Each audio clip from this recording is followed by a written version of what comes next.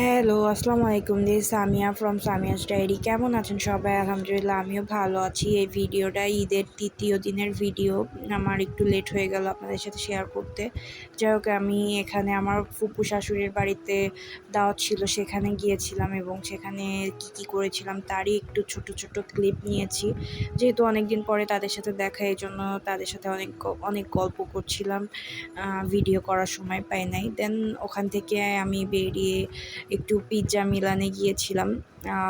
আমার আসলে ওখানে যাওয়া হয় মাঝে, মাঝে, কিন্তু ভিডিও করা হয় না সেরকমভাবে। আজকে একটু ভিডিও করেছিলাম। ওখানে যে ওদের একটা প্লে জোনও ছিল। প্লে জোনের পাশে বসে খাওয়ার একটা টেবিলও ছিল। দেন ওইখানেই বসেছিলাম। আর যেহেতু আমার মেয়ে প্লে জোনে খেলছিল এবং আমি পাশে নিশ্চিন্তে বসে খেতেও পারছিলাম, আমার এই কনসেপ্টটা ওদের ভালো লেগেছে। যাই হোক, এখানে আমি হট কফি